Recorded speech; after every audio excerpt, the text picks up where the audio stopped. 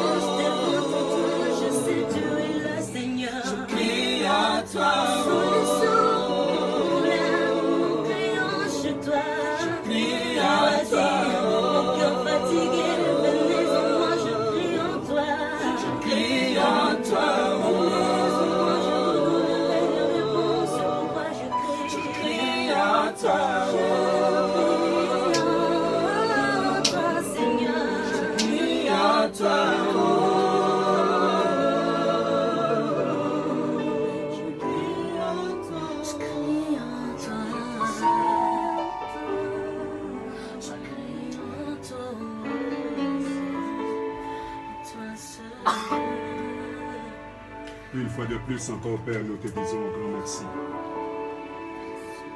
Grand merci, Seigneur, de bénir ta parole. Cette nourriture spirituelle que nous voulons partager maintenant, Seigneur, afin de réconforter ton peuple éternel, Dieu Tout-Puissant, qui nous suit en ces moments.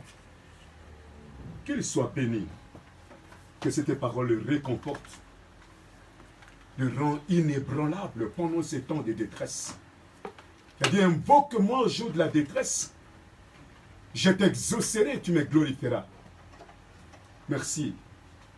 Que cette parole soit oui et amen ce matin. Au nom de Jésus. Amen. Amen. Shalom, frères et sœurs. Shalom. Que le Seigneur soit béni. Aujourd'hui, nous sommes sur le plateau de la radio Mont-Bleu pour un moment de culte, partager la parole de Dieu. Nous allons lire deux textes. Le premier dans Daniel chapitre 2, verset 22 à verset 28. Et puis le deuxième texte de notre prédication, nous allons lire dans Matthieu chapitre 10, verset 26 à verset 27. Daniel chapitre 2, verset 22 à 28, nous lisons. C'est Daniel qui parle. Il dit: Dieu révèle ce qui est profond et caché. Il connaît ce qui est dans les ténèbres et la lumière demeure avec lui. Dieu de mes pères, je te glorifie et je te loue de ce que tu m'as donné la sagesse et la force et de ce que tu m'as fait connaître ce que nous t'avons demandé, de ce que tu nous as révélé les secrets du roi. Après cela, Daniel s'est rendu auprès d'Arjoc, à qui le roi avait ordonné de faire périr les sages de Babylone.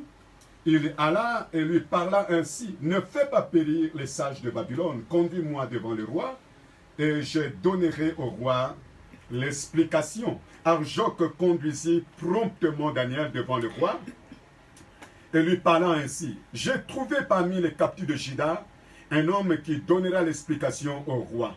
Le roi prit la parole et dit à Daniel, qu'on nomma Beltsatsar: es-tu capable de me faire connaître les songes que j'ai eus et son explication? Daniel répondit en présence du roi et dit: ce que le roi demande est un secret que les sages, les astrologues, les magiciens et les devins ne sont capables de découvrir au roi.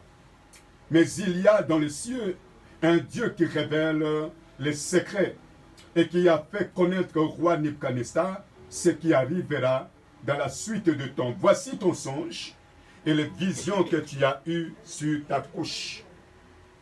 Matthieu chapitre 10, Nous lirons le verset 22, le verset 26 au verset 27. C'est Jésus qui parle, il dit, ne les craignez donc point, car il n'y a rien de caché qui ne doive être découvert, ni de secret qui ne doivent être connus.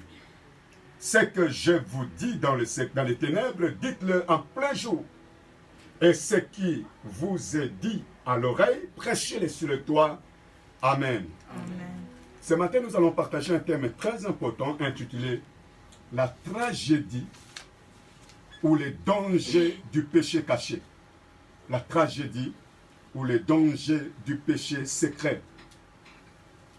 Par une petite anecdote, quand vous irez aux États-Unis, quand vous circulez dans de grands domaines forestiers aux États-Unis, en entrant dans ces domaines-là, vous trouverez un panneau, un poster qui est là, qui vous dit, vous-même, vous pouvez éviter les feux de forêt. Vous voyez les feux de forêt qui dévastent tellement le grand pays comme les États-Unis. Dernièrement, nous étions témoins de ce qui a ravagé l'Australie. Dans chaque entrée, à chaque entrée des forêts, des réserves naturelles, on place des panneaux pour dire, vous-même, vous pouvez éviter le feu de forêt. Donc, c'est pareil à ce que nous voulons dire ce matin. Chaque être humain possède une nature déchue avec laquelle, quoique cette personne est née de nouveau, elle est chrétienne, elle doit pouvoir vivre tout au long de sa vie, ici-bas sur la terre, avec cette nature déchue. Cette partie de la nature de Adam qui reste encore en nous, quoique nous sommes nés de nouveau, nous allons continuer notre vie à vivre avec cela, ici-bas sur la terre, jusqu'au renouvellement parfait de notre être. Cette nature, qui est une nature déchue de l'être humain, ne se met pas en harmonie avec la vie en esprit que nous devons normalement mener pour plaire à Dieu. Donc, elle fait la guerre à l'âme et contraint les chrétiens à l'indifférence par rapport au plan de Dieu. Quand bien même que le Seigneur a placé devant lui son but glorieux de la perfection. Donc nous sommes nés de nouveau. La finalité de notre vie, ce n'est pas ici-bas sur la terre. Nous sommes nés de nouveau. Nous commençons cette vie comme un entraînement, un exercice, une école sur la terre. Nous allons vivre pour quelque temps seulement. Quand vous lisez le psaume 90, on dit que le jour, à partir de verset 10, on dit que le jour de nos années s'élève à 70 ans. Et pour le plus robuste, pour le plus vigoureux, c'est à 80 ans. Et l'orgueil qu'on tire de la vie n'est que peine et vanité parce que tout passe vite et nous nous envolons. J'aime la prière que cet homme a fait, Moïse. C'est le psaume de Moïse, le psaume 90. Le verset 12, il dit, Seigneur éternel, enseigne-nous à bien compter nos jours afin d'appliquer notre cœur à la sagesse. À cause de la nature qui ne se soumet pas, qui ne met pas la nature adamique, la nature déchue, qui ne se met pas en harmonie avec la vie en esprit que nous devons normalement mener afin de plaire à Dieu. Nous ne sommes pas chrétiens pour commencer à plaire à nous-mêmes, pour plaire à quelqu'un, à un pasteur, aux parents, à des hommes. Mais la véritable personne à qui nous devons plaire, c'est le Seigneur. Alléluia. C'est lui qui a livré son fils, l'a sacrifié comme ça à la croix de Golgotha, afin de nous racheter de la vaine manière de vivre que nous avions hérité de nos pères. C'est lui que nous devons, à qui nous devons plaire. Tout c'est Dieu vraiment qui doit mériter cette réjouissance. Donc cette nature fait la guerre à l'âme et contraint le chrétien à l'indifférence par rapport au plan de Dieu. Le plan merveilleux que Dieu a pour lui. D'abord sur cette terre, quand bien même que le Seigneur a placé devant lui son but glorieux de la perfection. Frères et sœurs, nous avons une espérance glorieuse devant nous. Alléluia. Très bientôt, si le Seigneur revient, juste maintenant, là où après notre prédication, nous allons expérimenter quelque chose de si merveilleux. Nous allons alors revêtir notre domicile céleste. Nous allons prendre le corps avec lequel je suis là va tomber en pourriture. Il a été condamné à retourner de la poussière. Ce corps ici, cet être ici ne va pas hériter l'immortalité. Il va tomber. Et nous allons revêtir le corps de la gloire, dont nous avons l'habitude de dire que c'est un corps semblable au corps de la résurrection du Seigneur après sa mort. Un corps merveilleux. C'est un corps qui ne sera pas soumis à l'espace. Ça ne sera pas soumis au temps. C'est le péché qui nous a condamnés dans le temps et dans l'espace. Nous avons des limites à cause du péché. Mais lorsque, au renouvellement de toutes choses, nous allons revêtir notre corps glorieux, glorifié, nous allons alors être glorifiés. D'après Romains chapitre 8, donc nous serons dans une vie inégalable. La vie là, nous la comparons seulement avec la vie dont Adam et Ève jouissaient dans les jardins d'Éden avant la chute.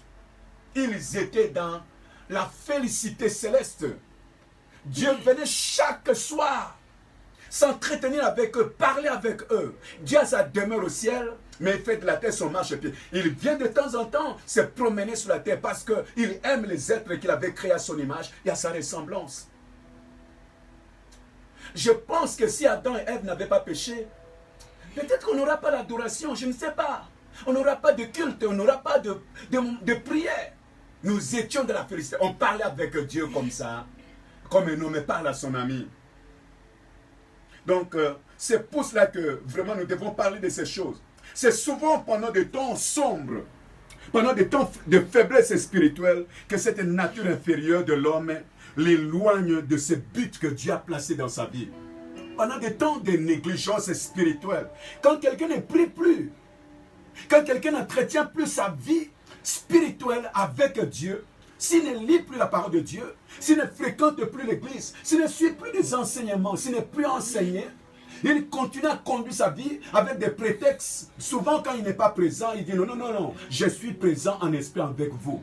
Ce n'est pas cette présence-là que nous, les êtres, les seigneurs, voient cela, c'est vrai. Mais ce n'est pas ce que nous désirons entre nos frères et sœurs. Nous devons nous voir comme nous sommes sur le plateau avec nos bien-aimés de l'union musicale qui ont chanté merveilleusement ensemble avec nous pour commencer notre prédication. Donc c'est souvent pendant des temps sombres, pendant des temps de faiblesse spirituelle que cette nature inférieure, je l'appelle comme étant une nature inférieure de l'homme, l'éloigne du but que Dieu a placé dans sa vie.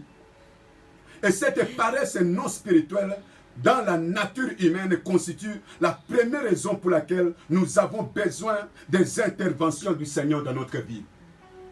À cause de cela, nous devons crier à Dieu que le Seigneur puisse venir à notre secours pour intervenir afin de nous faire sortir de cette situation de faiblesse afin de continuer notre communion avec lui. La deuxième raison dont chaque chrétien a besoin des interventions divines est le besoin de la révélation des aspects des péchés cachés dans sa vie. Il y a des péchés cachés dont nous sommes conscients et nous pratiquons dans notre vie. Mais il y a aussi d'autres péchés cachés dont nous ne connaissons pas. Et que Dieu qui a le tableau de notre vie a tous les devant lui. Donc nous avons la deuxième raison dont chaque chrétien a besoin des interventions divines est le besoin de la révélation des aspects des péchés cachés dans sa vie. Plaise à Dieu, frères et sœurs, de nous révéler nos péchés secrets. Pourquoi? Pour éviter que nos promesses, notre ministère et nous-mêmes soyons détruits tôt ou tard par ces péchés-là. Le péché, c'est comme la rouille. Si ça s'attache à un morceau de métal, ça crée une couleur un peu jaunâtre là. Mais ça commence à ronger ce métal-là. Il va prendre ce temps. Il finira par vaincre ce métal, ronger complètement, terminer, ruiner ce métal-là. Et ce n'est pas suffisant. Nous voulons dire que ce n'est pas suffisant que le Tout-Puissant ait lui-même connaissance de ces aspects des péchés. Ce n'est pas suffisant à ce niveau. Mais qu'il nous les révèle parce que notre responsabilité est de les rejeter. Y compris ces péchés cachés que nous sommes en train d'entretenir dans notre vie. Notre responsabilité. Dieu ne va pas enlever notre péché si nous ne faisons pas nous-mêmes notre propre démarche de confesser, de nous repentir, de confesser et d'abandonner et demander le pardon de Dieu afin de nous restaurer dans notre vie et continuer. C'est notre responsabilité. Que Dieu nous révèle cela. Ça ne reste pas au niveau de la connaissance de Dieu lui-même, mais que le Seigneur, par son amour, nous le révèle afin que nous soyons poussés par son esprit qui habite en nous de pouvoir arranger, de pouvoir confesser, abandonner, regretter ses péchés amèrement, les rejeter loin de nous. Cela demande des efforts, plus la grâce de Dieu. Pourquoi? Parce que la nature humaine ne cherche qu'à couvrir ses faiblesses et ses fautes. Les désirs de l'homme de continuellement cacher ses péchés le place en conflit avec la nature de sainteté de Dieu. Ça, c'est le désir de nous tous, en commençant par moi qui prêche ce matin-là. On a besoin de cacher ses péchés. Et tout péché, à tout péché est attaché un dénominateur commun qu'on appelle le mensonge. Tout péché revêt toujours le mensonge. Et le mensonge n'est rien d'autre que la racine du père du péché qui est le diable.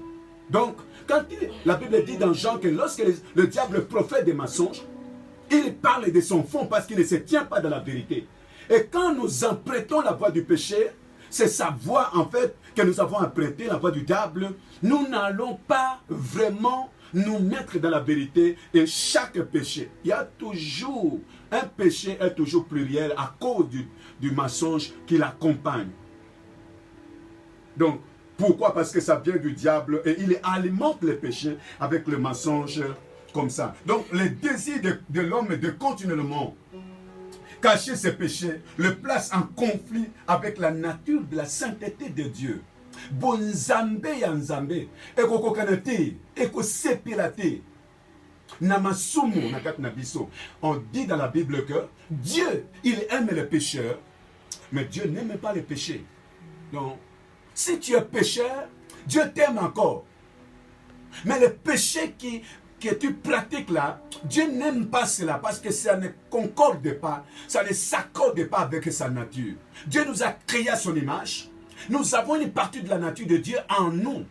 Et Dieu veut que cela puisse grandir et rester toute notre vie. Notre situation est la même que celle d'Adam et de Ève, qui se sont cachés loin de Dieu dès l'instant qu'ils ont réalisé qu'ils avaient péché contre Dieu. Vous lisez cela dans Genèse chapitre 3, verset 8. Où es-tu, Adam? Il dit, j'ai entendu ta voix dans le jardin, je me suis caché. Oh! Mais comment tu t'es caché? Comment? Qui t'a dit que tu es caché? Il dit, non, j'ai entendu seulement ta voix, je me suis caché parce que je suis nu. Mais qui t'a appris que tu es nu? Adam, depuis sa création et son épouse Ève, ils étaient toujours nus. Alléluia. Mais la gloire de Dieu, qui est plus que les vêtements, c'est ce qui les couvrait. Oh, que le Seigneur nous tienne vraiment dans sa main, afin de revenir à cette étape-là, l'étape première de la création, afin qu'on existe à l'étape où on n'était pas dans la connaissance du bien et du mal. Que cela revienne encore. C'est vraiment un souhait, c'est vraiment une prière. Nous en avons besoin. Ils étaient nus et ils étaient cachés. C'était leur situation. L'Éternel, à la nouvelle naissance, avait donné son esprit aux chrétiens avec comme l'une des activités dans leur vie de les convaincre du péché. Leur révéler le péché qu'ils doivent abandonner. Ça, c'est un des rôles primordiaux du Saint-Esprit en nous. Même la conscience chez les gens qui ne sont pas encore régénérés. C'est encore une partie du Saint-Esprit en eux. La partie de Dieu en nous, c'est le souffle que nous avons. Hein? C'est la conscience. C'est l'esprit que nous avons. Tout être humain a un esprit.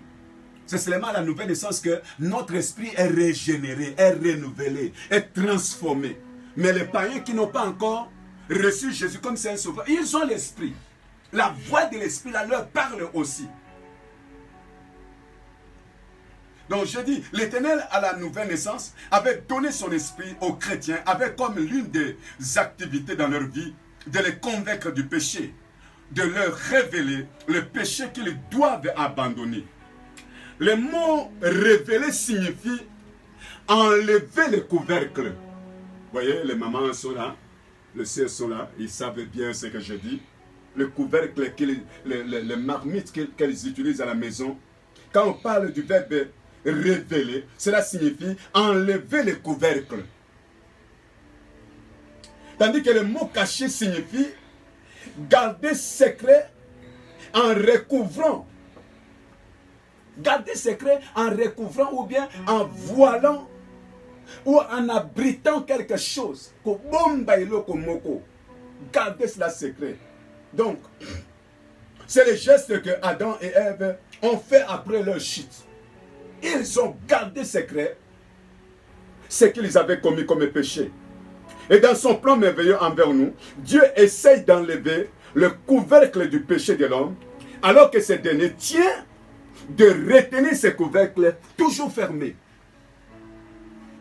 Souvent parce que le péché est succulent, parce que le péché a parfois un aspect merveilleux, il y a peut-être que des avantages collatéraux associés à ces péchés-là. C'est une promotion, c'est peut-être un mariage, c'est l'argent, c'est le travail, c'est le bonheur, c'est un enfant. Je dois avoir un enfant.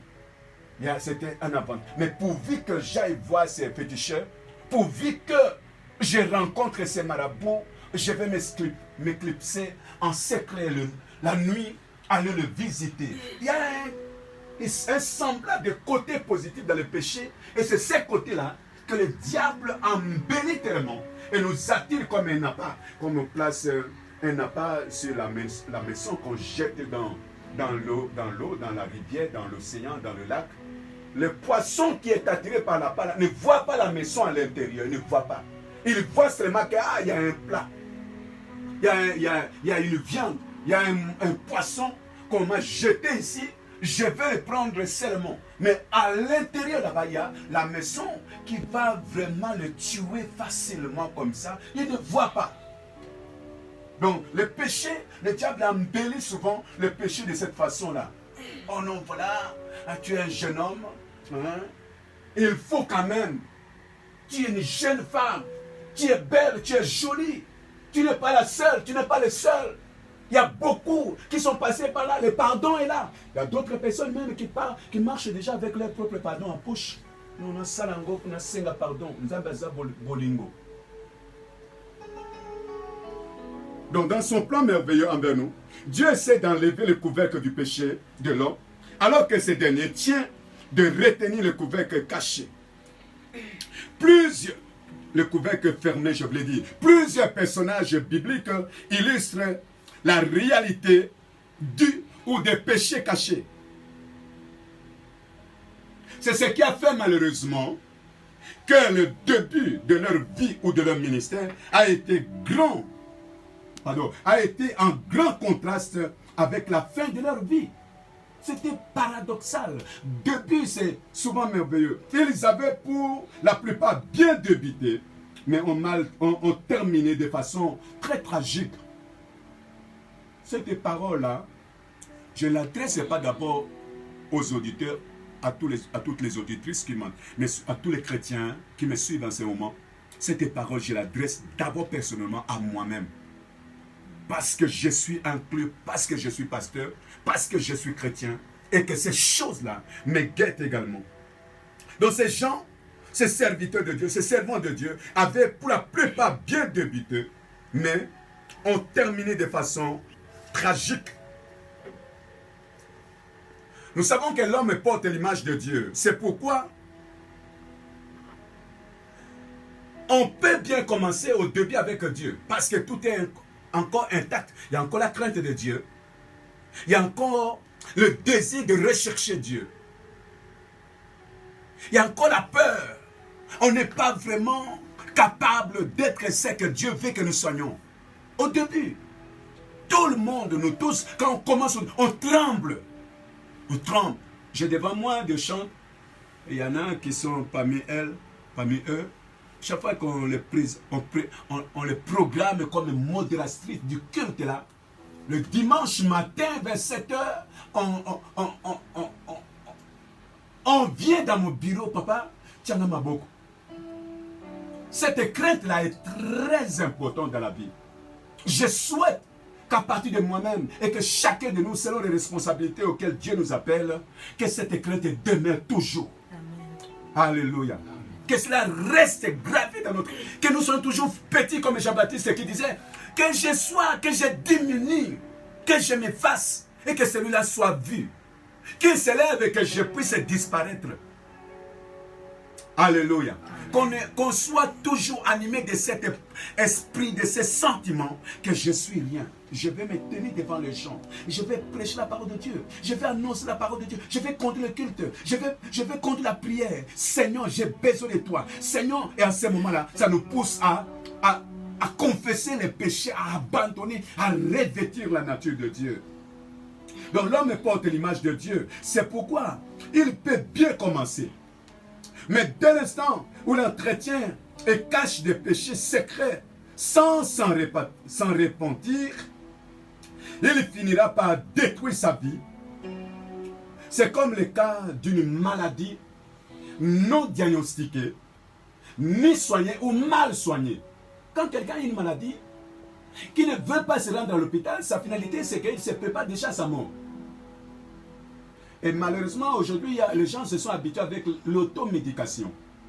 Donc, ils se soignent à tangate, à kotata, infirmiété, à salata aide, à zoa nivaken, zoa aspirine au sangesi, au mélange, trois, mébaïna tongo, mébaïna midi, mébaïna pourquoi. Au bika, au comment bien. Celui qui le conseille là, ne connaît rien, mais parce que, comme par hasard, il a tâtonné, en mélange, et ça est bien, il ne connaît pas ce qui se passe dans le corps de cet patient-là. Ah, il le conseille comme ça, c'est dangereux. C'est dangereux. C'est comme une maladie qui n'est pas diagnostiquée. Il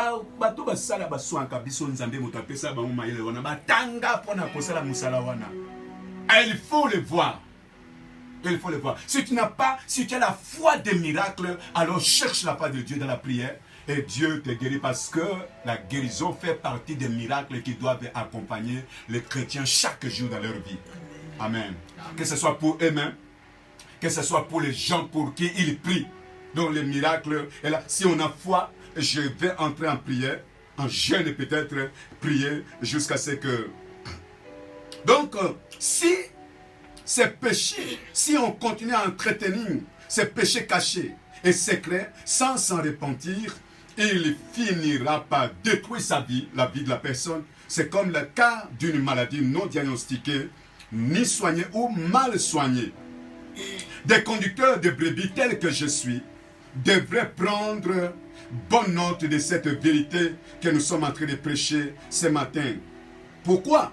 Parce que les péchés secrets ont causé et causent continuellement la perte de beaucoup d'hommes de Dieu à la fin de leur ministère ou même au point culminant, au sommet de leur ministère. Il y en a qui sont tombés comme ça. La citation biblique est « Comment des héros sont-ils tombés ?» est un cri toujours présent jusqu'à de nos jours dans l'esprit de Dieu. Ça retentit encore dans la pensée de Dieu. Comment les héros sont-ils tombés? Dans le récit du cantique funèbre de David pour Saoul et Jonathan, à 3 reprises, David s'écrit « Comment des héros sont-ils tombés ?» On peut lire cela, ce cantique se trouve dans 2 Samuel, chapitre 1, verset 17 à 27. Comment des héros? David était en train de pleurer comme c'était un chanteur par excellence à la mort, à la nouvelle de la mort de Saoul, qui était même son ennemi. Mais comme c'était un homme selon le cœur de Dieu, à la nouvelle de cette mort et de Jonathan, son frère, avec qui ils avaient fait une alliance, quand il a appris cela, David s'est mis à pleurer.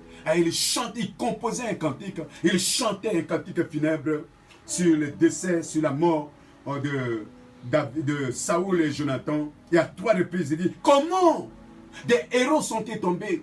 Saoul qui est un héros puissant, un vaillant héros, un vaillant guerrier, qui rentre toujours vainqueur. Jonathan, son fils, qui est aussi un brave guerrier. Comment comment des gens habitués à la guerre peuvent-ils tomber comme ça sur le champ de bataille? Beaucoup de ministres du Seigneur ont été beaux à la vue de Dieu et des hommes au début de leur ministère. Nombre d'entre eux étaient puissants et forts. Au début de notre foi chrétienne, il y a quelqu'un qui est encore dans mon esprit là. Cet homme-là, quand il prêche, il pouvait prêcher comme par exemple à la police des frontières là-bas et au centre-ville ici. Des malades sont guéris dans des hôpitaux, dans des maisons. C'est un jeune homme que Dieu avait appelé au ministère à l'église là-bas dans les années, vers les début 90. Quand il prêche la parole de Dieu, lors de la campagne d'évangélisation publique, quand il prêche, les miracles se produisent de loin. De loin. Donc, nombre d'entre eux étaient des hommes puissants, des hommes forts, des hommes de confiance.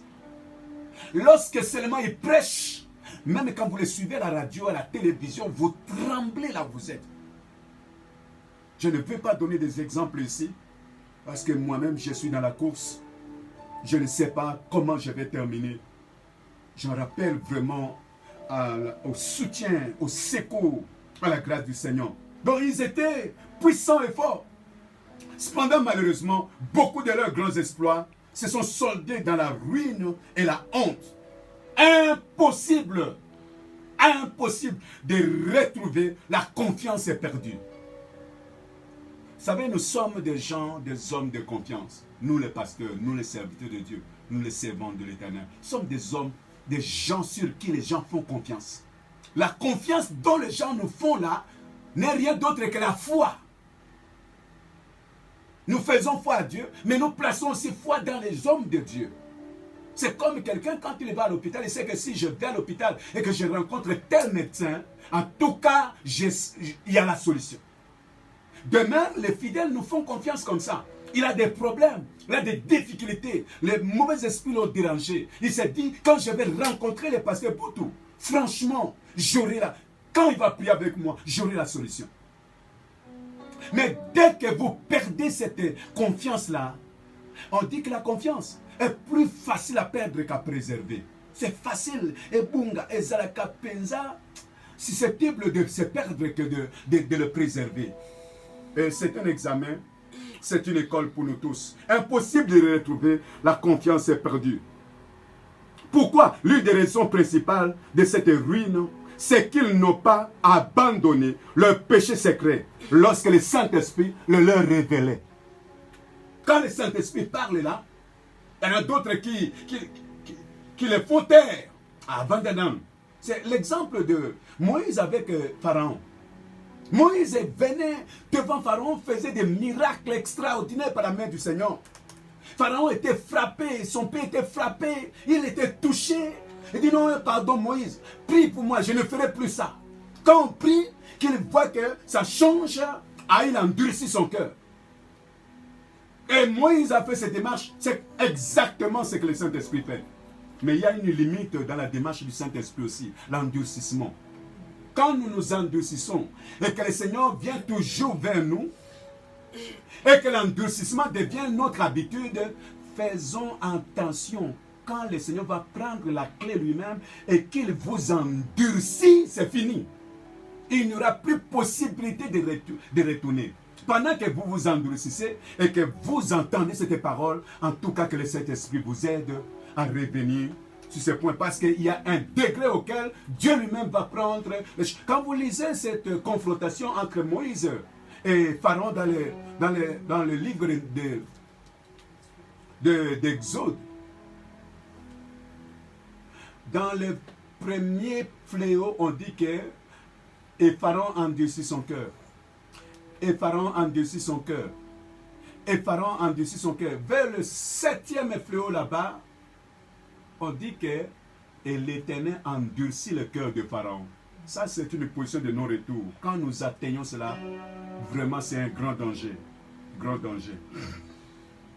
Du fait que Dieu n'a jamais exposé publiquement les chrétiens lors des activités de leur péché secret au début. Ainsi, on y prend goût et qui finira mal.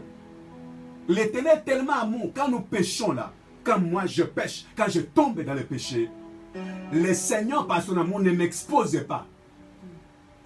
À première vue, non. Je ne veux même pas recevoir l'église de visions, de messages, de prophéties, de frères, de sœurs que voilà, pasteur, nous t'avons vu entrer d'entretenir tel péché. Non, Dieu cache cela.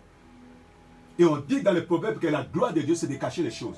Il cache cela d'abord pour sa gloire, pour te sauver aussi. Pour montrer son amour envers toi, puisque frères et sœurs, le péché a pour finalité de nous amener en enfer. L'enfer là, ce n'est pas une récréation pour se chauffer et rentrer, non. C'est pour l'éternité. C'est une douleur, une souffrance qui ne dit pas son nom. Tant que nous sommes encore sur la terre, parce que personne n'a jamais fait ce tour-là en enfer pour revenir dire que l'enfer c'est tel, de tel degré. Donc, tellement que Dieu ne nous expose pas. Quand nous commençons à entretenir les péchés dans notre vie, on prend goût, on croit que ça sera comme ça. Je suis là, je suis favori de Dieu. Moi là, Dieu ne me regarde pas en tout cas. Dans ça, bola mo belé, dans ça, nzambe trop, que vraiment ceux qui n'ont péché, nzambe a kotia ou yanga ekate. Dieu, quand il fait ça, c'est qu'il aime tellement cette personne. Et ne nous abusons pas de cet amour-là. Si seulement chaque chrétien et chaque pasteur serviteur de Dieu voulait se souvenir du but glorieux de leur vie et prévenir une chute en déracinant le péché secret, chacun pourrait se soumettre aux convictions intérieures du Saint-Esprit à chaque instant. Chaque fois qu'il nous parle, chaque fois qu'il pointe du doigt ces péchés-là, c'est que Dieu veut te garder, Dieu veut me garder. Nous sommes combien, frères? Il y a des gens qui vont naître, il y a des gens qui sont encore païens, qui vont devenir des puissants serviteurs plus que moi. Il y a des enfants qui vont devenir des prophètes, de grands hommes de Dieu, de grandes femmes de Dieu. Et que pendant le temps que Dieu te veut à le servir, c'est une opportunité, c'est un privilège qu'on ne peut pas expliquer. Et nous devons vraiment, avec larmes, avec genoux, chercher à retourner au Seigneur afin de nous rétablir. Chacun pourrait se soumettre aux convictions intérieures du Saint-Esprit afin de confesser et d'abandonner ses péchés. En des temps, je suis en train de terminer ce message, en des temps pareils, et à l'écoute d'un message rare, comme celui-ci sur la repentance des péchés secrets, frères et sœurs, continuerons-nous à endurcir notre cœur devant notre Seigneur, non seulement par peur du Covid-19, mais pensons au retour brusque de notre Seigneur, Jésus-Christ qui viendra comme un voleur dans la nuit. Je voulais te prodiguer ce conseil seul dans ta chambre. Confesse ses péchés, remporte ta victoire sur le diable qui est en train de te coloniser et qui te rend esclave de ce péché. Confesse cela parce que la confession, c'est la victoire sur le péché, c'est la victoire sur le diable. Confesse, tu n'as pas besoin de m'appeler et confesser cela devant moi. Je ne suis pas Dieu. À moins que le Seigneur te convainc de me chercher le pasteur et de confesser cela auprès de moi. Mais sinon, tu es seul à seul. Le Saint-Esprit est Dieu, il est en toi, il te convainc, parle avec lui, confesse, pleure, rejette cela, prie. Et peut-être que tu vas chercher ma prière, je vais prier avec toi. Afin que le Seigneur te rétablisse dans ta vie comme il voulait. Seul dans ta chambre, fais-le ce matin. Lisez pour terminer 2 Corinthiens, chapitre 6, à partir du verset 14 jusqu'à la fin. Je vais paraphraser le deux derniers versets qui dit « Séparez-vous, dit le Seigneur, ne touchez pas à ce qui est impur, et je vous accueillerai. Je serai pour vous un père, et vous serez pour moi des fils et des filles, dit le Seigneur Tout-Puissant. » Alléluia. Séparons-nous, détachons-nous de ce mal, de ce péché. Séparons-nous de ce qui est impur. Ne touchons pas à ce qui est impur. Et si nous nous séparons, les bras du Seigneur sont ouverts pour nous accueillir. Comme dans Luc chapitre 15, où les bras de ses pères, de ses papas étaient ouverts pour accueillir son fils prodigue. Pourquoi le papa avait couru à la rencontre de son fils? Parce que dans la loi de Moïse, c'était déjà intitulé que lorsque vous avez un fils indocile qui ne se soumet pas à son papa, à sa maman, on doit le lapider. Et comme son fils indocile avait dilapidé l'argent, les biens vivant dans les débauches, loin de sa famille, qui rentrait, le papa devait courir l'embrasser afin que la première pierre ne puisse pas l'atteindre. Ce papa-là illustre l'image de Dieu qui nous accueille quand nous revenons en lui. Merci pour le fils prodigue qui revient ce matin à travers ce message à le Père. Le Père va t'accueillir. On va te revêtir d'un vêtement blanc. On va faire une fête à cause de toi. On va tuer des veaux gras. On va célébrer, on aura de la musique. On va chanter à la gloire de Dieu pour toi. Je termine par ce dicton de Aristote, ce grand penseur, dont la pensée philosophique a marqué le monde, a dit ceci un jour. C'est réjouir des choses pour lesquelles nous devons nous réjouir et détester les choses que nous devons détester a le plus grand des impacts sur l'excellence du caractère. Je voulais reprendre cela. C'est Aristote qui a dit cela. C'est réjouir des choses pour lesquelles nous devons nous réjouir et détester les choses que nous devons détester a le plus grand des impacts sur l'excellence du caractère. Et c'est ce caractère-là que Dieu veut pour moi, Dieu veut pour toi. L'excellence est de Dieu. Et nous devons vivre cette excellence-là avec le Saint-Esprit. Je vais prier pour la personne qui m'a entendu en ce moment. Ce message s'adresse particulièrement d'abord aux chrétiens, à ceux qui ont reçu Jésus comme un Seigneur et Sauveur de leur vie, à ceux qui sont nés de nouveau, à ceux qui ont pris l'engagement de marcher avec Dieu jusqu'à la fin de leur vie. Nous avons l'habitude de chanter chrétien jusqu'à la mort, fidèle jusqu'à la mort. C'est envers ces gens-là que ce message est sorti. Mais avant de prier pour ces chrétiens qui désirent retourner à leur Père, je lance cet appel à tout auditeur, auditrice qui m'a entendu, qui m'a suivi en ce moment, qui n'a pas encore donné sa vie à Jésus-Christ. Jésus n'est pas encore le Seigneur de ta vie. Un jour tu es né à la maternité, c'est pour ta vie terrestre qui commence depuis le sein de ta mère jusqu'au cimetière. Et tu ne verras pas Dieu avec cette vie.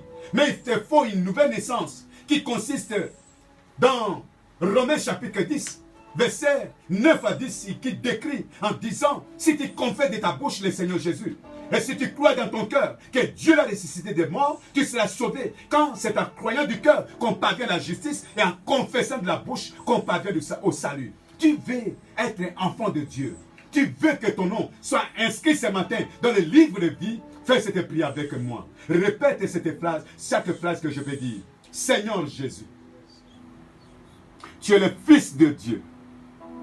La Bible déclare, car Dieu a tant aimé le monde. Remplace le monde par toi. Car Dieu m'a tant aimé, moi un tel, qu'il avait donné son Fils unique, afin que quiconque croit en lui ne périsse point, mais qu'il ait la vie éternelle.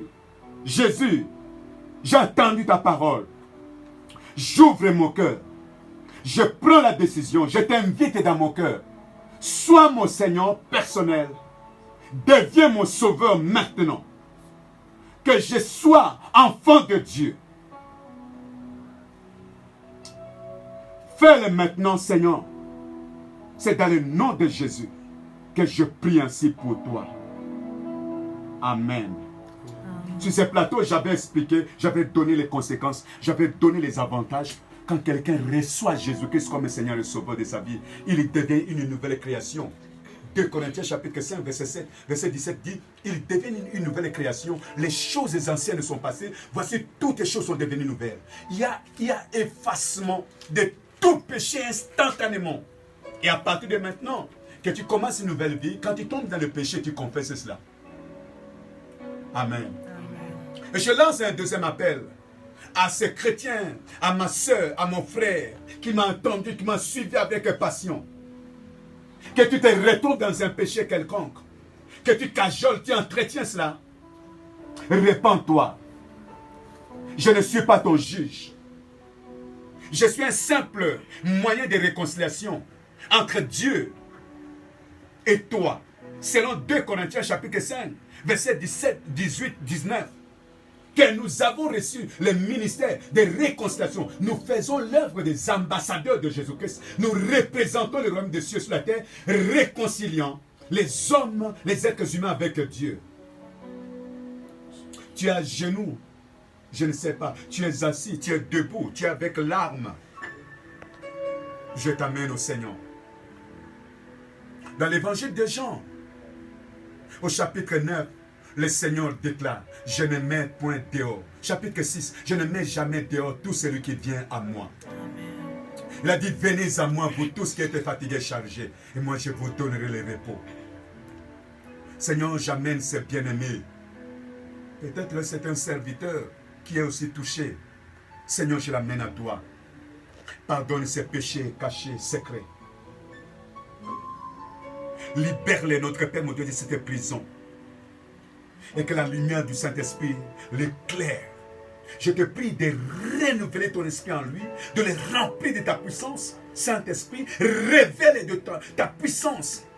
Et que son ministère, ce qu'il fait pour Dieu, prospère à tous égards à partir de maintenant. Qu'il soit tout feu, tout flamme, par la puissance du Saint-Esprit, au nom de Jésus. Ma soeur, mon frère, sois béni. Reçois la grâce du Seigneur surabondante. Il n'y a plus aucune condamnation pour ceux qui sont en Jésus-Christ. Parce que la loi de l'esprit de vie en Jésus vient t'affranchir maintenant de la loi du péché et de la loi de la mort. Tu es libre. Le diable ne peut plus te condamner. Il t'a complètement libéré. Loue Dieu là où tu es. Il n'y a pas d'autre démarche. Toi et moi, nous n'avons rien à donner à notre Dieu. Que le Seigneur te bénisse. Et en terminant ce message, j'ai seulement un petit communiqué pour te dire que par rapport au temps difficile dans lequel nous sommes, le monde entend de nous, chrétiens, un signe pour la gloire de notre Dieu. Je demande qu'à partir de demain lundi, nous soyons en jeûne et prière. Entrons en jeûne et prière chrétien, chrétienne, ma soeur, mon frère, serviteur de Dieu. Entrons, ça ne concerne pas une église. Entrons en jeûne et prière. Comme nous sommes chez nous, nous n'avons pas assez de choses à faire. Nous allons manger légèrement le soir. Prenons les textes là, dont des chrétiens partout sont en train de prier avec cela. 2 Chroniques, chapitre 7. Je vais lire cela.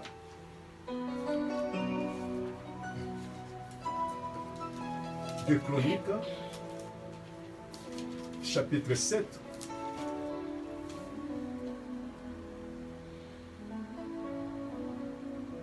À partir du verset 13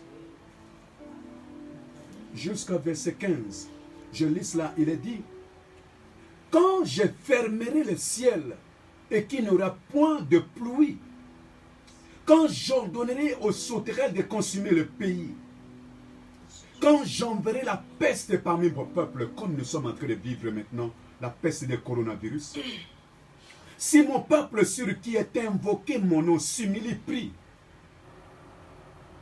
et cherche ma face, et s'il se détourne de ses mauvaises voies, je l'exaucerai des cieux, je lui pardonnerai son péché, et je guérirai son pays. Mes yeux seront ouverts désormais, et mes oreilles seront attentives à la prière faite en ces lieux. Nous ne serons pas sur le plateau, mais vous pouvez nous suivre sur YouTube. Vous pouvez avoir de communiquer WhatsApp dans tous les réseaux, selon que les amis vont nous aider à ce que tous les chrétiens de la borne et d'ailleurs puissent être au courant du déroulement du programme. Vraiment, restons en prière, frères et sœurs. Ce n'est pas seulement pour nous. La Bible déclare que celui qui demeure sous l'abri du Très-Haut repose à l'ombre du Tout-Puissant. Nous, chrétiens, à notre tour, nous devenons aussi l'ombre de beaucoup de gens.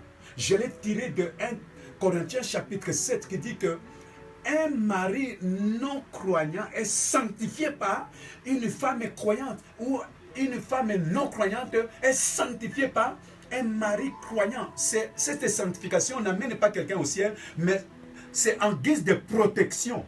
Quand un mari croyant a une femme qui n'est pas croyante, elle est protégée sous la couverture de ces croyants-là, parce qu'il a l'Esprit de Dieu en lui. Donc nous, chrétiens, nous protégeons beaucoup de gens qui ne sont pas encore au Seigneur par notre prière. Restons en prière, communiquons entre nous.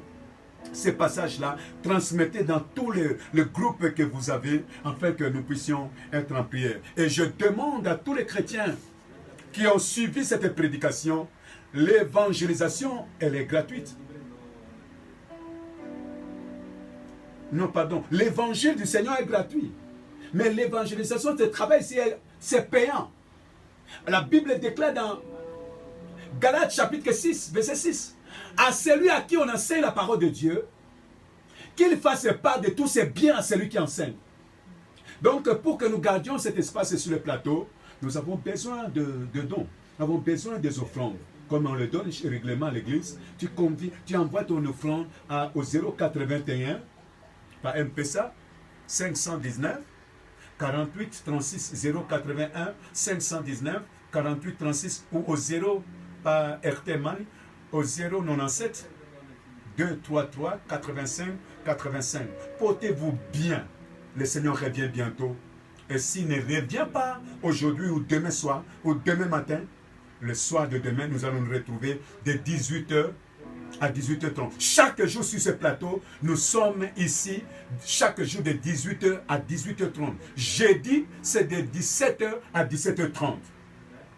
Vendredi, samedi, 18h à 18h30. Et dimanche comme aujourd'hui, c'est de 8h à 9h juste. Que Dieu vous bénisse abondamment. C'était votre serviteur, le pasteur Dieudonné, accompagné du frère Jimmy, qui est en train de prendre les images, accompagné de notre sœur Sarah, qui est là, accompagné du frère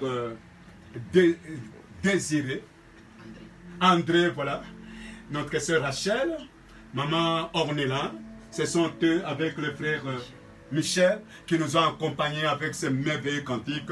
Que Dieu les bénisse abondamment. Au plaisir de nous retrouver demain par la grâce du Seigneur. Amen.